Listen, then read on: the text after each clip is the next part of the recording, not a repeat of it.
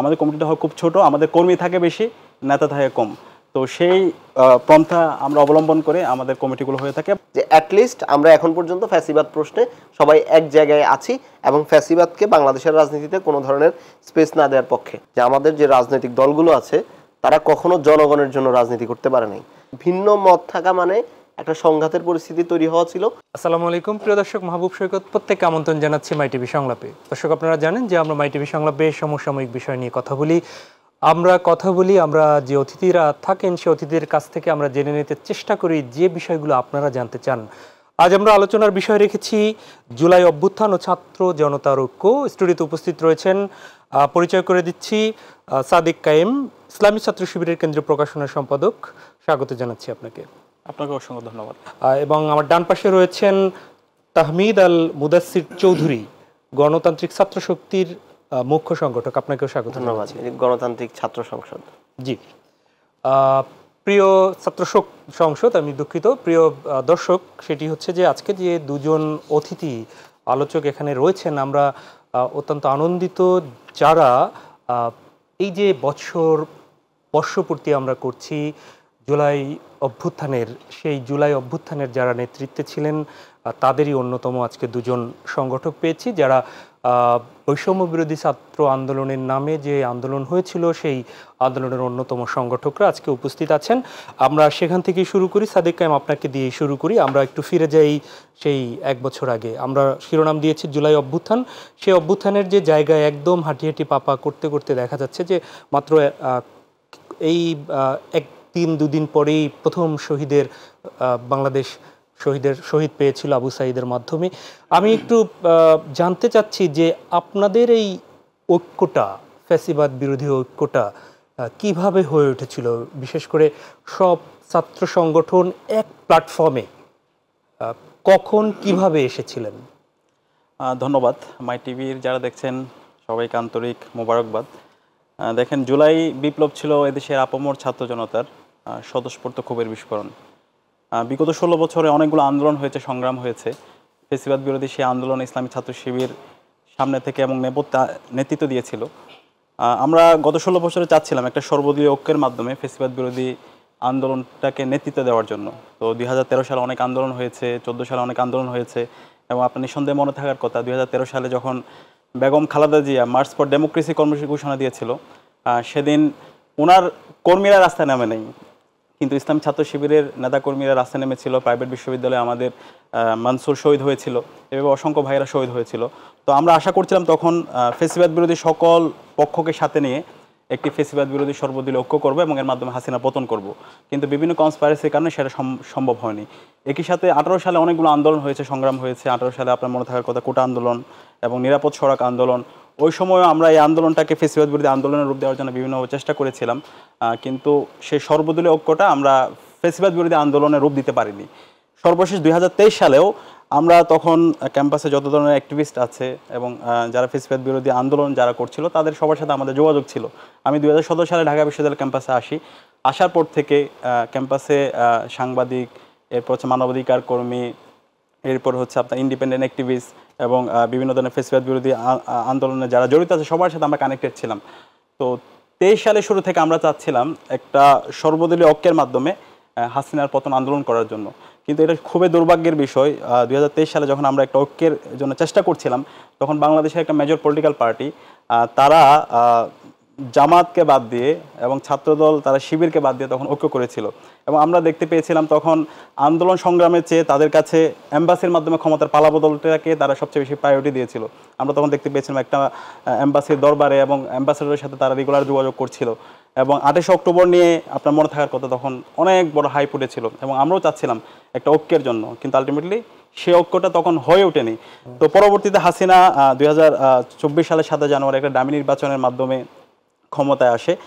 ক্ষমতা আসার পর অনেকেই হতাশ হয়ে পড়ে, কিন্তু আমরা যারা ঢাকা বিশ্ববিদ্যালয়ে ছিলাম আমরা সবসময় একটা সর্বদলীয় ঐক্যের মাধ্যমে হাসিনার পতন আন্দোলন করার জন্য আমরা সবসময় প্রস্তুতি নিচ্ছিলাম, এবং তারই ধারাবাহিকতায় 2024 সালের 5 জানুয়ারি যখন হাসিনা কোটা পুনর্বহাল করলো, সেই কোটা পুনর্বহাল যেদিন করছে সেদিন থেকে আমরা সিদ্ধান্ত নিলাম এই আন্দোলনটাকে আমরা স্বতঃস্ফূর্ততার সাথে ফেসিবাদ বিরোধী আন্দোলনের দিকে নিয়ে যাব এবং এখানে আমরা কমন গোল নিয়ে কাজ করব এবং বেটার পারপাস নিয়ে কাজ করব এবং এটাকে কোনোভাবে পলিটিসাইজ করব না, এটা যেন কোনোভাবে বিভাজনের দিকে না যায় সে জায়গায় আমরা কাজ করব। এবং সেই 5 জুন থেকে 36 জুলাই পর্যন্ত নীতি নির্ধারণ এবং মাঠ পর্যায়ের সমন্বয়ের সাথে আমরা জড়িত ছিলাম। পাশাপাশি দেশের আপামর ছাত্র জনতা, সকল রাজনৈতিক দলগুলো, এখানে ছাত্র দল, শিবির, অন্যান্য ছাত্র সংগঠন, ইসলামী সংগঠন এবং যখন এটাকে আমরা যখন আবু সাইদ সহ আমাদের 6 জন যখন শহীদ হয়, এর পরবর্তীতে এটাকে ফেসিবাদ বিরোধী আন্দোলনের রূপ দেওয়া, এই সব কিছুতে এটা সামগ্রিকভাবে এটা সমন্বয় হয়েছিল। জি, আপনার কাছে আমি ফিরবো। তাহমিদ আল মুদাসসির চৌধুরী, তাহমিদ গণতান্ত্রিক ছাত্র সংসদের মুখ্য সংগঠক, আপনার কাছে একটু আসি। এই যে সাদিক কায়েম আসলে বলছিলেন, নিশ্চয়ই তখন আপনার স্মৃতিপটেও সেই কথাগুলো ভেসে ওঠারই কথা।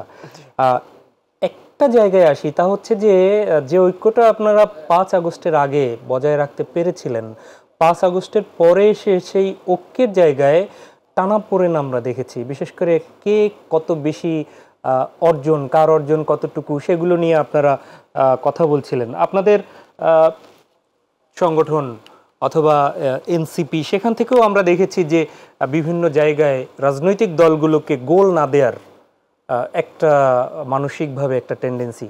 এই বিষয়টি একটু ক্লিয়ার করবেন? এই বিষয়টি তো হচ্ছে, প্রথমে আপনাকে সাদিক কায়েম ভাই এতক্ষণ যে আলোচনাগুলো করছিলেন, সেই আলোচনাগুলোতে আপনাকে হচ্ছে একটু তাকাতে হবে।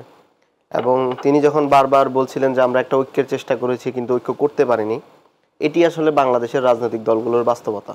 তারা সবাই আওয়ামী লীগের দ্বারা ভিকটিম ছিল, তারা সবাই নির্যাতিত হয়েছিল, কিন্তু তারা কোনো ঐক্যবদ্ধ প্ল্যাটফর্ম তৈরি করতে পারে নাই যেটা দিয়ে আসলে ফ্যাসিবাদকে উৎখাত করা যাবে। এবং আমরা যদি একটা সাধারণ শিক্ষার্থীদের আন্দোলন বা একটা কমন প্ল্যাটফর্ম তৈরি করা না হতো, আপনি যে ঐক্যবদ্ধ রাজনৈতিক দলগুলোকে দেখতে পাচ্ছেন, ফ্যাসিবাদ বিরোধী যে ঐক্যকে দেখতে পাচ্ছেন, সেটাও কিন্তু সম্ভব হতো না। এটা হচ্ছে বাংলাদেশের রাজনীতির ব্যর্থতা, আমাদের জাতিগত ব্যর্থতা, যে আমাদের যে রাজনৈতিক দলগুলো আছে তারা কখনো জনগণের জন্য রাজনীতি করতে পারে নাই। এবং এই জায়গা থেকে কিন্তু আমাদের একটা রাজনৈতিক দলের প্রয়োজন হয়েছে, একটা ছাত্র সংগঠনের প্রয়োজন হয়েছে, যেখানে আমরা বলেছি যে আমরা এই দলমতের ঊর্ধ্বে গিয়ে মানুষের জন্য কাজ করতে চাই। এবং আপনি দেখেন, যখন আমরা 5 আগস্টে এই জুলাই বিপ্লব চলাকালীন সময়ে আমরা নেতৃত্ব দিয়েছি, সেই নেতৃত্ব নিয়ে কিন্তু খুব বেশি প্রশ্ন ওঠে নাই। এবং সেই নেতৃত্ব মেনে নিয়েই কিন্তু বাংলাদেশের সবগুলো রাজনৈতিক দল আমাদের পেছনে এসে ঐক্যবদ্ধভাবে দাঁড়িয়েছে। কিন্তু যখনই আবার বিপ্লব শেষ হলো, তখনই কিন্তু এই রাজনৈতিক দলগুলো তারা কিন্তু সবাই আবার আলাদা আলাদা হয়ে গেল, এক একজনের ক্রেডিট চাওয়া শুরু করলো। কে কত বেশি অবদান রেখেছে, কার কত বেশি শহীদ, কে কিভাবে সাহায্য করেছে, এই জিনিসগুলো হচ্ছে মুখ্য হয়ে গেছে। এবং এটা কিন্তু আবার আমাদেরকে সেই আগের জায়গায় নিয়ে যাচ্ছে, যেখান থেকে আমরা দেখেছি যে কোনো না কোনোভাবে শুধুমাত্র জনগণের স্বার্থের ঊর্ধ্বে গিয়ে নিজেদের স্বার্থকে সবসময় বড় করে দেখার যে প্রবণতা বাংলাদেশের রাজনৈতিক দলগুলোর মধ্যে পূর্বেও ছিল, সেটারই একটা নতুন রূপ হচ্ছে আমরা 5 আগস্টের পরে দেখতে পাচ্ছি। আপনাদের মধ্যে কি সেই ক্রেডিট নেয়ার মানসিকতাটা নেই? এখানে ক্রেডিট নেয়ার বা হচ্ছে এই মানসিকতাটাকে আসলে এটা অনেক বেশি মানুষের খুবই স্বাভাবিক একটা প্রক্রিয়ার অংশ, যে সবাই আসলে যখন কেউ কোনো অবদান রাখতে চায়, সে অবদান রাখার পরে সে আসলে ওইটা চায় যে তাকে ওইভাবে করে ভ্যালু করা হোক।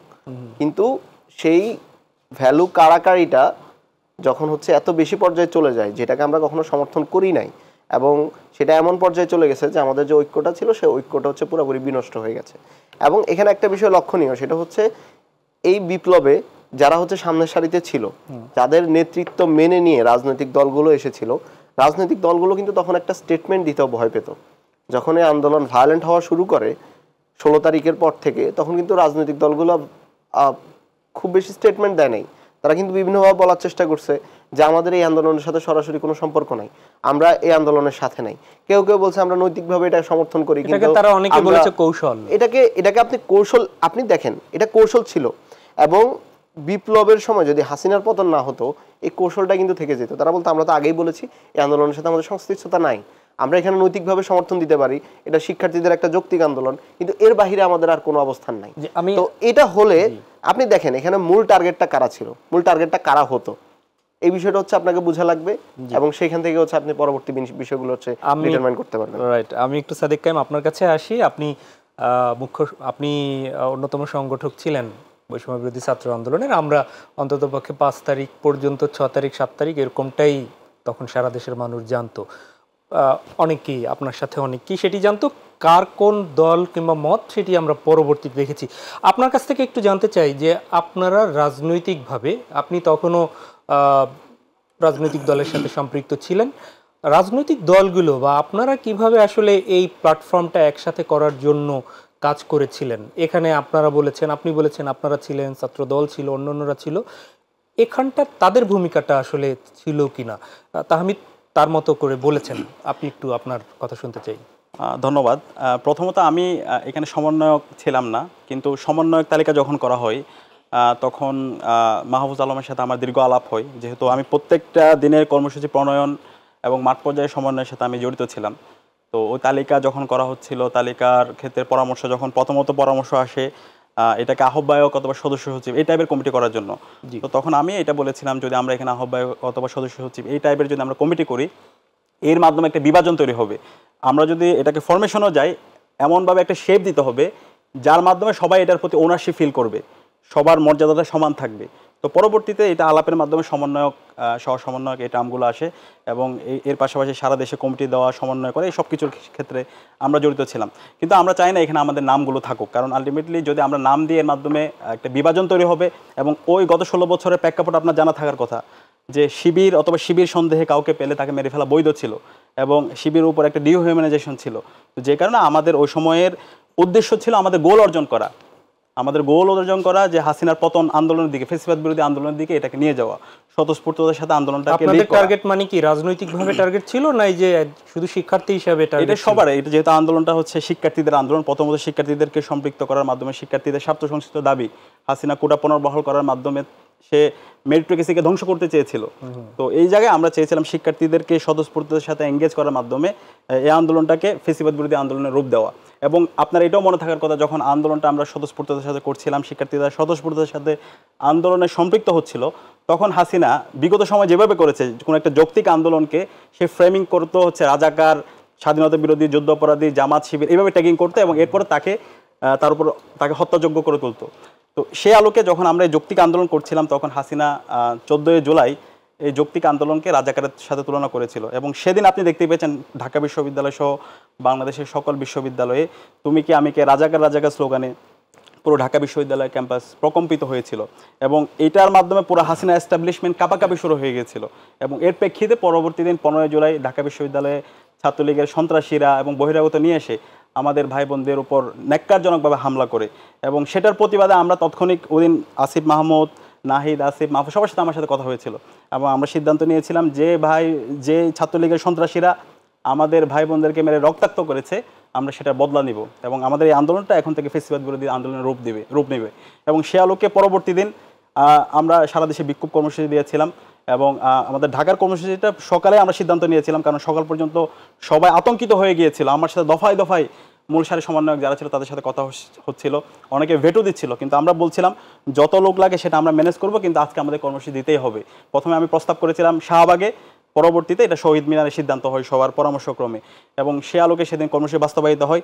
এবং একই সাথে সেদিন আপনি দেখতে পেয়েছেন রংপুরে আমাদের আবু সাইদ তার 2 হাতকে প্রসারিত করে শহীদ হয়েছিল, চট্টগ্রামে আমাদের ভাই ওয়াসিম শহীদ হয়েছিল, শান্ত শহীদ হয়েছিল, এভাবে সারা দেশে 6 জন ভাই শহীদ হয়েছিল। এবং যখন আমরা শুনতে পেলাম আমাদের 6 জন ভাই শহীদ হয়েছে, তখন আমরা সিদ্ধান্ত নিলাম হাসিনার পতন না হওয়ার আগ পর্যন্ত আমাদের এই আন্দোলন আমরা চালিয়ে যাব।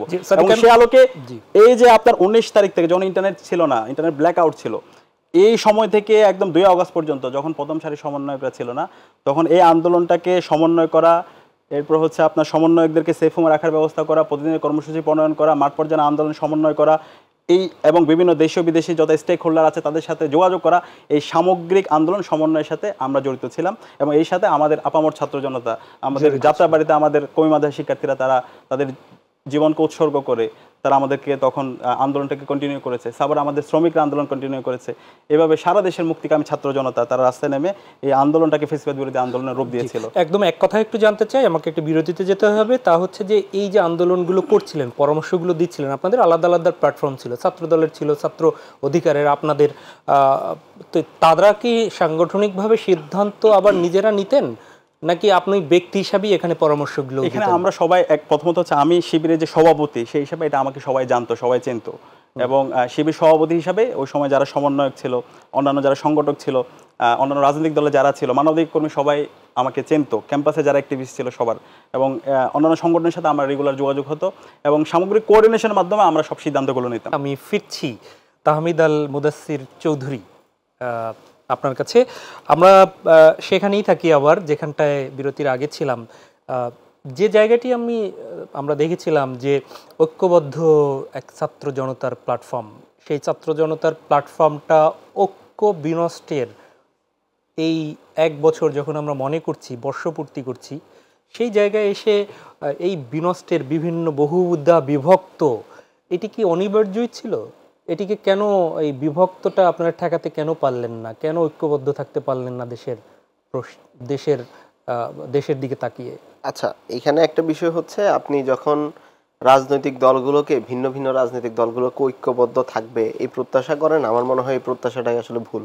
কারণ হচ্ছে 5ই আগস্টের আগে আমাদের সবার একটা লক্ষ্য ছিল, সেটা ছিল ফ্যাসিবাদের পতন। এবং আপনি যদি দেখেন জাস্ট জুলাইয়ের আগেও আমাদের দেশের যে রাজনৈতিক দলগুলো ছিল, সেই দলগুলো ছিল বিভাজিত। তাদের নিজেদের মধ্যে তারা হচ্ছে কোনো ডিসিশন আসতে পারেনি, যেটি আমি প্রথমেই বলেছিলাম যে তারা আসলে সম্মিলিতভাবে কোনো সিদ্ধান্ত নিতে না পারার কারণে, নিজেরা কোনো ঐক্য করতে না পারার কারণেই সেখানে আসলে কিছু অরাজনৈতিক কিংবা হচ্ছে স্বল্প রাজনৈতিক অভিজ্ঞতা সম্পন্ন একদল জেনারেশনকে হচ্ছে সামনে চলে আসতে হয়েছিল, নেতৃত্ব দিতে হয়েছিল। এবং 5ই আগস্টের পরে আমরা যখন দেখলাম যে প্রত্যেকটা দলের আলাদা আলাদা পলিটিক্যাল ইন্টারেস্ট গ্রো করলো, এক এক দল দেখলো যে আমি আসলে এখন ক্ষমতার এই ইন্টারিম গভর্নমেন্টকে সাহায্য করে আমি এক ধরনের ফায়দা নিতে পারবো, আরেকটা দল দেখলো না আমি ইন্টারিম গভর্নমেন্টকে প্রেশারে রেখে আরেক রকমের ফায়দা নিতে পারবো।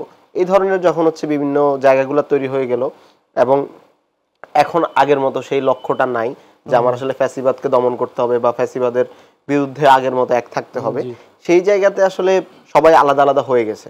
এবং এই ভিন্নতাটাকে আমি আসলে কখনোই নেগেটিভ ভাবে দেখি না, বরং হচ্ছে এটাকে আমি পজিটিভ ভাবে দেখি। এবং আমি চিন্তা করি এর মাধ্যমে আপনি একটা পজিটিভ একটা আলোচনার পরিবেশ তৈরি করতে পারেন, যেখান থেকে আসলে নতুন কিছু আসে। কিন্তু সমস্যা যেটা হচ্ছে সেটা হচ্ছে, আমরা 5ই আগস্টের পূর্বে যেরকম আমাদের ভিন্ন মত থাকা মানে একটা সংঘাতের পরিস্থিতি তৈরি হওয়া ছিল, এখনো আমরা ঠিক একই জায়গায় চলে যাচ্ছি। আমরা বিশ্ববিদ্যালয়গুলোতে, ক্যাম্পাসগুলোতে দেখতে পাচ্ছি ছাত্র দলের সাথে শিবির সংঘাতে জড়াচ্ছে, কিংবা হচ্ছে শিবির কোথাও ভিন্ন ভিন্ন কোনো জায়গায় ভিন্ন মতাবলম্বী যারা আছে, মতাদর্শের যারা আছে, তাদের উপর হামলা করছে, ছাত্রদল হামলা করছে। এই জায়গাগুলোই হচ্ছে সমস্যা। আপনি ভিন্ন থাকেন, কোনো সমস্যা নাই, আমরা ভিন্নতাকে সবসময় অ্যাকসেপ্ট করি এবং আমরা মনে করি যে এই ভিন্নতাকে নিয়েই দেশের স্বার্থে একটা কমন গোল রেখে আমাদেরকে হচ্ছে সামনের দিকে এগিয়ে যেতে হবে।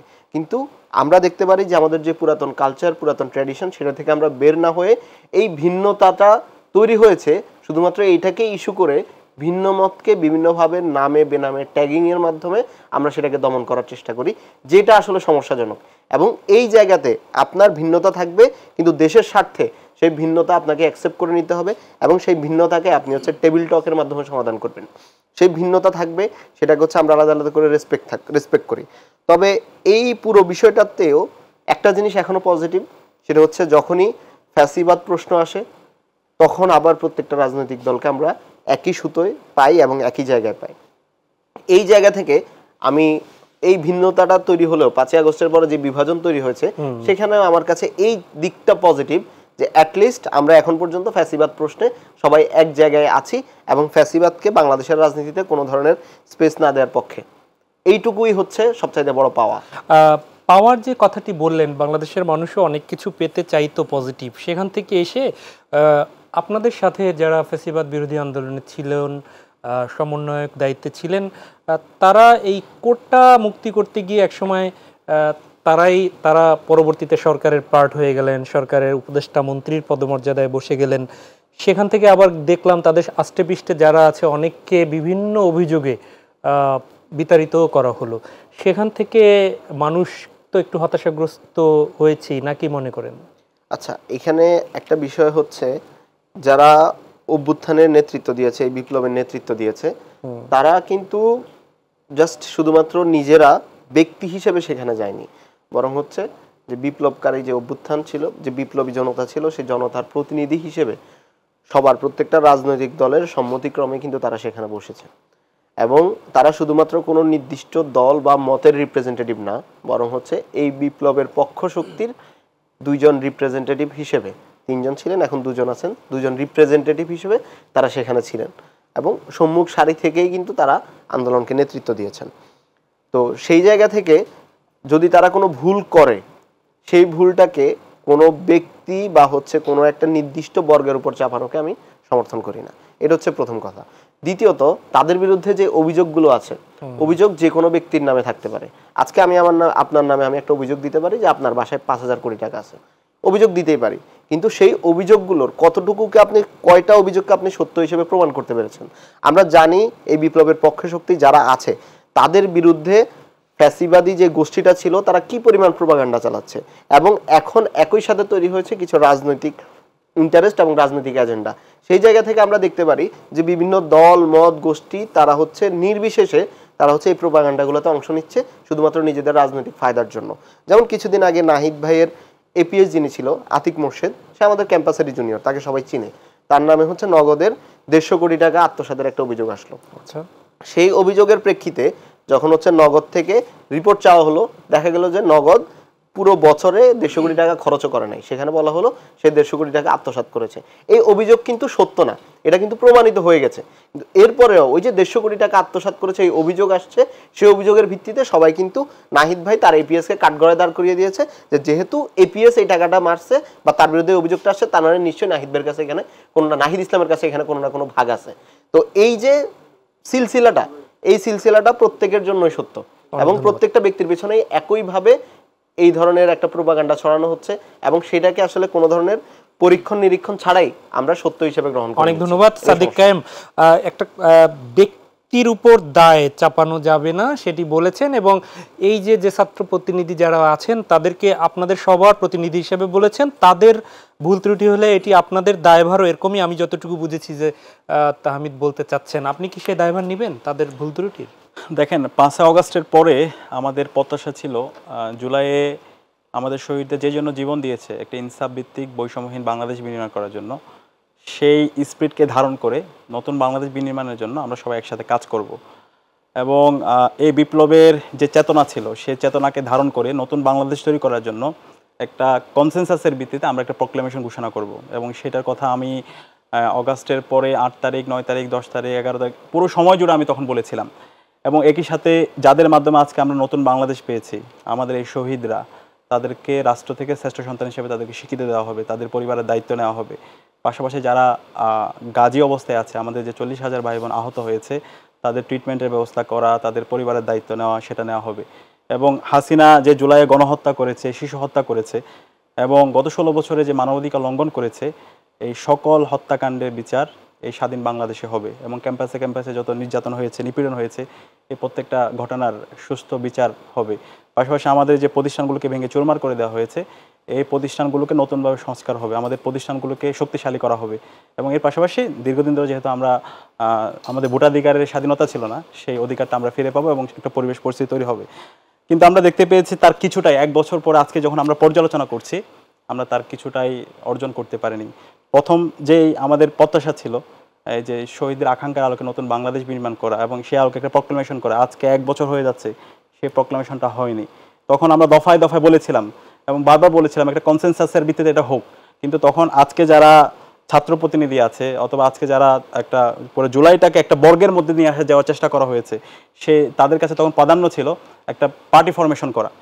কিন্তু আমাদের আকাঙ্ক্ষা ছিল তারা সবাই মিলে জুলাইয়ে যেভাবে আমরা ঐক্যবদ্ধভাবে বাংলাদেশ প্রশ্নে ফ্যাসিবাদের বিরুদ্ধে ঐক্যবদ্ধ হয়েছিলাম, জুলাই পরবর্তী আমরা সবাই একসাথে মিলে বাংলাদেশ বিনির্মাণ করব।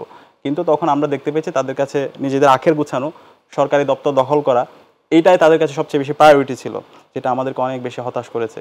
এরপরে আমাদের এই জুলাইয়ের শহীদ এবং আহত পরিবাররা এখন রাস্তায় রাস্তায় ঘুরে বেড়াচ্ছে। আমাদের আহত যারা আছে তাদের ট্রিটমেন্টের ব্যবস্থা হচ্ছে না। জুলাই ফাউন্ডেশন থেকে তাদের রাস্তায় ঘুরে ঘুরে তাদের যখন তাদের কাছে যাচ্ছে তাদেরকে অল্প টাকা দিয়ে তাদেরকে ফিরে দেওয়া হচ্ছে, তাদেরকে লাল ফিতার দূরত্ব দেখানো হচ্ছে। জি সাদেক কায়েম, আপনার কাছেই ছিলাম। আপনি যে কথাটি বলছিলেন সেখান থেকে আমি একটু প্রশ্ন রাখছি, তা হচ্ছে যে এখন আমরা শুনতে পাচ্ছিলাম যে সাম্প্রতিক সময় আপনারা ঢাকা বিশ্ববিদ্যালয়ে যারা শিক্ষার্থী, সেই ঢাকা বিশ্ববিদ্যালয়ের ছাত্র সংসদের কি অবস্থা? আমরা অনেকদিন থেকে শুনছিলাম যে নির্বাচন হবে হবে, কিন্তু হঠাৎ করে আলোচনাটা থেমে গেল মনে হচ্ছে। দেখেন, আমাদের জুলাই বিপ্লবের অন্যতম আকাঙ্ক্ষা ছিল প্রতিটি ক্যাম্পাসে ক্যাম্পাসে ছাত্র সংসদ নির্বাচন হওয়া, জি। এবং আমরা বলছি জুলাই বিপ্লব পরবর্তী ছাত্র রাজনীতির আমূল সংস্কার হবে, এবং সেটা হবে ছাত্র সংসদ নির্বাচনকে কেন্দ্র করে। শিক্ষার্থীদের যারা নির্বাচিত প্রতিনিধি আছে তারাই ছাত্র রাজনীতির নির্ণায়ক হবে, তারা ছাত্র রাজনীতি নিয়ন্ত্রণ করবে। তো সে আলোকে আমরা ইসলাম ছাত্র শিবিরের জায়গা থেকে আমরা 63 দফা সংস্কার প্রস্তাবনা দিয়েছি এবং আমাদের অনেকগুলো দাবি দাওয়া উত্থাপন করেছি, প্রত্যেকটাতেই ছাত্র সংসদ নির্বাচনকে দেওয়ার দাবি করে। তো সে আলোকে বিশ্ববিদ্যালয় ইতিমধ্যে তারা কাজ করছে, নির্বাচন কমিশন গঠিত হয়েছে, বিভিন্ন স্টেক হোল্ডারের সাথে বসছে। আমরা আশা করছি খুব দ্রুত সময়ের মধ্যে তাফসিল ঘোষণা করবে, এবং এর মাধ্যমে ডাকসু সহ চাকসু রাকসু সারা দেশের সকল বড় বড় ক্যাম্পাসের ছাত্র সংসদ নির্বাচনগুলো হবে, এবং এর মাধ্যমে আগামীর ছাত্র রাজনীতি এবং জাতীয় রাজনীতি এর মাধ্যমে পরিচালিত হবে। আমরা অনেক ধন্যবাদ। অনেক ধন্যবাদ তাহমিদ। আপনার কাছে একই বিষয়ে, আপনারা কি ছাত্র সংসদের ব্যাপারে আপনাদের এখন অবস্থান কি? আপনারা দাবি আদায় করে আপনারা ক্ষমতাসীনদেরকে নামিয়ে আপনাদের দাবি আদায় করতে পারলেন, ছাত্র সংসদ নির্বাচনের দাবি কেন আদায় করতে পারছেন না? আচ্ছা, এখানে প্রথম থেকেই আমরা আমাদের সংগঠন শুরু হওয়ার আগ থেকেই আমরা ছাত্র সংসদ নির্বাচনের ব্যাপারে সরব ছিলাম, এবং আমরা এর জন্য ক্যাম্পাসে যতগুলো মুভমেন্টই আপনি দেখবেন যে ডাকসুর দাবিতে যতগুলো মুভমেন্ট হয়েছে, কিংবা হচ্ছে সারা দেশে ছাত্র সংসদ নির্বাচনের দাবিতে যতগুলো মুভমেন্ট হয়েছে, প্রত্যেকটাই কিন্তু বাংলাদেশ গণতান্ত্রিক ছাত্র সংসদের নেতৃত্বে হয়েছে। এবং আমরা যেটা দেখতে পাচ্ছি, এক নাম্বার হচ্ছে প্রশাসন এখানে অনেক বেশি অপারগ, তারা খুব বেশি সাহায্য করছে না। তাদের এক ধরনের দুর্বলতা দেখা যাচ্ছে যে বিপ্লবের পরবর্তী সময়ে ছাত্র জনতার মাধ্যমে বা ছাত্র জনতার বিপ্লবের পরে যারা ক্ষমতায় আসলো, দায়িত্বে আসলো, প্রশাসনে আসলো, তাদের যেরকম স্ট্রিক্ট হওয়া দরকার ছিল তারা এরকম স্ট্রিক্ট হয় নাই, এবং তাদের সেই সাহসটুকু নাই যে যখন তাদের সাথে পুরো বিশ্ববিদ্যালয়ের ছাত্ররা একসাথে আছে তখন কিন্তু তারা সেই জিনিসটা করতে পারে না, যেরকম সাহস দেখানো দরকার ছিল সেটা দেখাতে পারেনি। আমরা বারবার যখন তাদের কাছে আন্দোলন করি, তাদের কাছে যাই, তারা আমাদেরকে বারবার আশার বাণী শোনায়। এখন আপনারা কি ভরসায় ছাত্র সংসদ নির্বাচন চাচ্ছেন? আপনারা সাংগঠনিকভাবে কি অতটা মজবুত? আপনারা মনে করছেন যে ছাত্র জনতার আপনারা রায় নিতে পারবেন? হ্যাঁ, এটা অবশ্যই। আমরা এখানে যথেষ্ট কনফিডেন্ট। আমরা বিপ্লবের সম্মুখ সারি থেকে আমরা নেতৃত্ব দিয়েছি, আমরা স্টুডেন্টদের সাথে গত 5 বছর একসাথে ক্লাস করেছি, তাদের সাথে ছিলাম, তারা আমাদের সম্পর্কে খুব ভালোভাবে জানে, এবং এখনো আমরা ক্যাম্পাসে আছি। প্রধান প্রতিদ্বন্দ্বী কারা হবে? ছাত্র দল না ছাত্র শিবির? সেটা আসলে যে কেউ হতে পারে, ছাত্র দল অথবা ছাত্র শিবির হতে পারে। তো ক্যাম্পাসগুলোতে এখন আসলে শিবিরের অবস্থান কি সেটা এখনো পুরোপুরি পরিষ্কার না, কিন্তু শিবির পুরোপুরি প্রকাশ্য না। ছাত্র দলের সাধারণ শিক্ষার্থীদের মধ্যে আমরা সেরকম জনপ্রিয়তা দেখি না। তো সেই জায়গা থেকে আমি অবশ্যই মনে করি বাংলাদেশ গণতান্ত্রিক ছাত্র সংসদ এখানে যথেষ্ট এগিয়ে। এবং যেটা সবচেয়ে দুঃখের দিক, ক্লিয়ার করবেন, শিবির পুরোপুরি এখনো প্রকাশ্য না, একদমই 30 সেকেন্ড সময় দিতে পারবো। আচ্ছা, এখানে যেটি সমস্যা সেটা হচ্ছে আসলে শিবিরের খুবই ছোট একটি কমিটি প্রকাশ হয়েছে, এবং আমরা দেখতে পাচ্ছি যে দৃশ্যমান কোনো কর্মসূচি শিবিরের নাই। শিবির আসলে রাজনীতির থেকে তারা বিভিন্ন ধরনের সমাজসেবাগুলো খুব বেশি করছে, বিভিন্ন হলে হলে পানির ফিল্টার দেয়া বা বিভিন্ন ধরনের ইফতার বিতরণ করা, যেগুলোকে আমি আসলে ছাত্র রাজনীতির অংশ মনে করি না, বরং আমার কাছে মনে হয় এটা আসলে একটা সমাজসেবার পার্ট।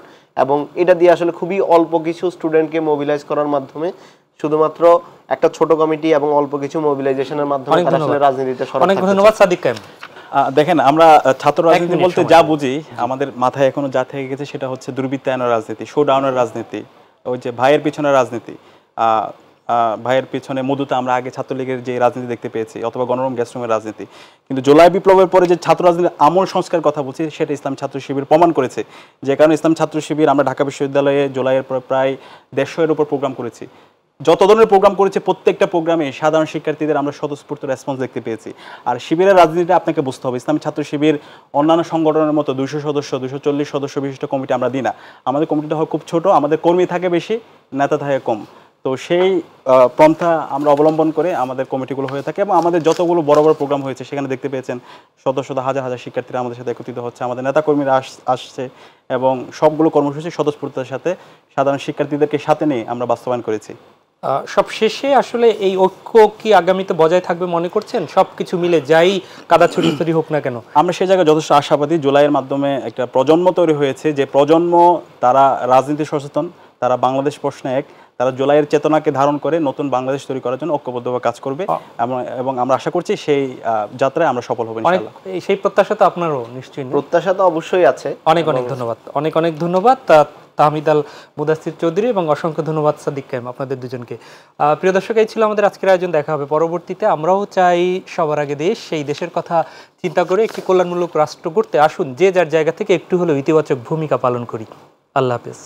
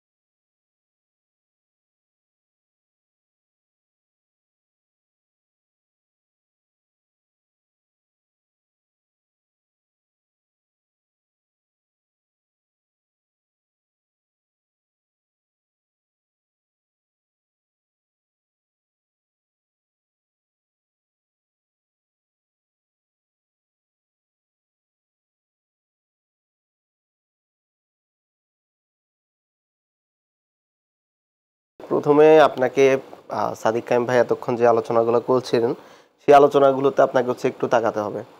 এবং তিনি যখন বারবার বলছিলেন যে আমরা একটা ঐক্যের চেষ্টা করেছি কিন্তু ঐক্য করতে পারিনি, এটি আসলে বাংলাদেশের রাজনৈতিক দলগুলোর বাস্তবতা।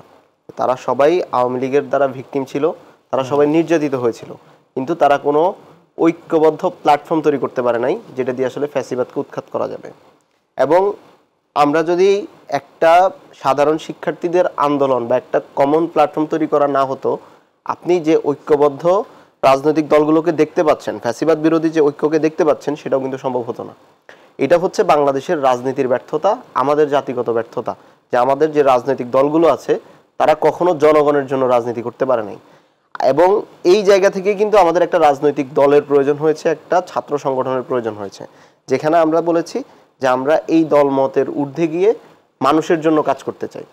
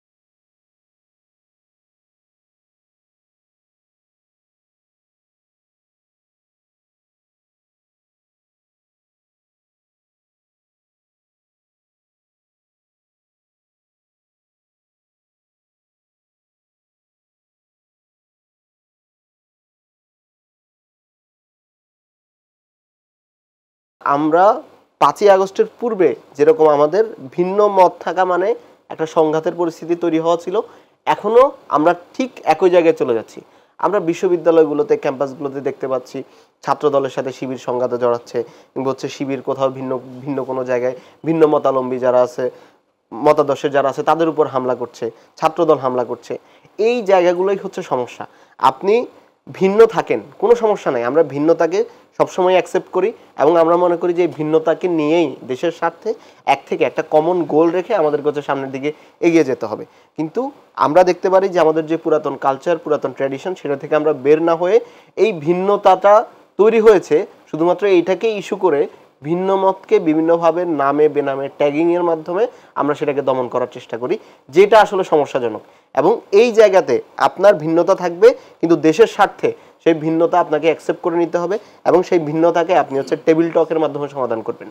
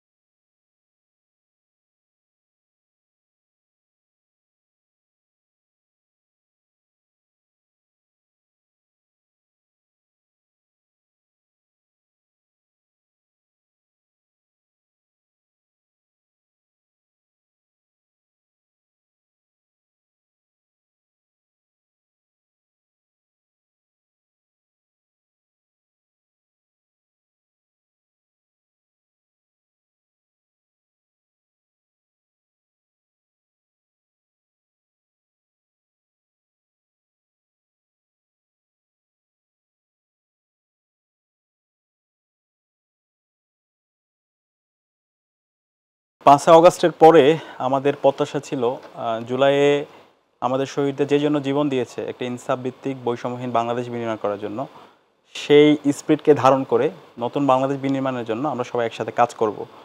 এবং এই বিপ্লবের যে চেতনা ছিল সেই চেতনাকে ধারণ করে নতুন বাংলাদেশ তৈরি করার জন্য একটা কনসেনসাসের ভিত্তিতে আমরা একটা প্রক্লেমেশন ঘোষণা করব। এবং সেটার কথা আমি অগাস্টের পরে 8 তারিখ, 9 তারিখ, 10 তারিখ, 11 তারিখ পুরো সময় জুড়ে আমি তখন বলেছিলাম।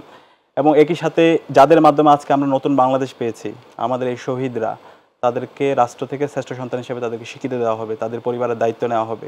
পাশাপাশি যারা গাজী অবস্থায় আছে, আমাদের যে 40,000 ভাই বোন আহত হয়েছে, তাদের ট্রিটমেন্টের ব্যবস্থা করা, তাদের পরিবারের দায়িত্ব নেওয়া, সেটা নেওয়া হবে। এবং হাসিনা যে জুলাইয়ে গণহত্যা করেছে, শিশু হত্যা করেছে এবং গত 16 বছরে যে মানবাধিকার লঙ্ঘন করেছে, এই সকল হত্যাকাণ্ডের বিচার এই স্বাধীন বাংলাদেশে হবে। এবং ক্যাম্পাসে ক্যাম্পাসে যত নির্যাতন হয়েছে, নিপীড়ন হয়েছে, এই প্রত্যেকটা ঘটনার সুস্থ বিচার হবে। পাশাপাশি আমাদের যে প্রতিষ্ঠানগুলোকে ভেঙে চুরমার করে দেওয়া হয়েছে, এই প্রতিষ্ঠানগুলোকে নতুনভাবে সংস্কার হবে, আমাদের প্রতিষ্ঠানগুলোকে শক্তিশালী করা হবে। এবং এর পাশাপাশি দীর্ঘদিন ধরে যেহেতু আমরা আমাদের ভোটাধিকারের স্বাধীনতা ছিল না, সেই অধিকারটা আমরা ফিরে পাবো এবং একটা পরিবেশ পরিস্থিতি তৈরি হবে। কিন্তু আমরা দেখতে পেয়েছি তার কিছুটাই 1 বছর পরে আজকে যখন আমরা পর্যালোচনা করছি, আমরা তার কিছুটাই অর্জন করতে পারিনি। প্রথম যেই আমাদের প্রত্যাশা ছিল, এই যে শহীদের আকাঙ্ক্ষার আলোকে নতুন বাংলাদেশ বিনির্মাণ করা এবং সে আলোকে একটা প্রক্লেমেশন করা, আজকে 1 বছর হয়ে যাচ্ছে, সেই প্রক্লেমেশনটা হয়নি। তখন আমরা দফায় দফায় বলেছিলাম এবং বারবার বলেছিলাম একটা কনসেনসাসের ভিত্তিতে এটা হোক। কিন্তু তখন আজকে যারা ছাত্র প্রতিনিধি আছে, অথবা আজকে যারা একটা পুরো জুলাইটাকে একটা বর্গের মধ্যে নিয়ে আসা যাওয়ার চেষ্টা করা হয়েছে, তাদের কাছে তখন প্রাধান্য ছিল একটা পার্টি ফরমেশন করা। কিন্তু আমাদের আকাঙ্ক্ষা ছিল তারা সবাই মিলে জুলাইয়ে যেভাবে আমরা ঐক্যবদ্ধভাবে বাংলাদেশ প্রশ্নে ফেসিবাদের বিরুদ্ধে ঐক্যবদ্ধ হয়েছিলাম, জুলাই পরবর্তী আমরা সবাই একসাথে মিলে বাংলাদেশ বিনির্মাণ করব। কিন্তু তখন আমরা দেখতে পেয়েছি তাদের কাছে নিজেদের আখের গুছানো, সরকারি দপ্তর দখল করা, এইটাই তাদের কাছে সবচেয়ে বেশি প্রায়োরিটি ছিল, যেটা আমাদেরকে অনেক বেশি হতাশ করেছে। এরপরে আমাদের এই জুলাইয়ের শহীদ এবং আহত পরিবাররা এখন রাস্তায় রাস্তায় ঘুরে বেড়াচ্ছে। আমাদের আহত যারা আছে তাদের ট্রিটমেন্টের ব্যবস্থা হচ্ছে না। জুলাই ফাউন্ডেশন থেকে তাদের রাস্তায় ঘুরে ঘুরে তাদের যখন তাদের কাছে যাচ্ছে, তাদেরকে অল্প টাকা দিয়ে তাদেরকে ফিরে দেওয়া হচ্ছে, তাদেরকে লাল ফিতার দূরত্ব দেখানো হচ্ছে।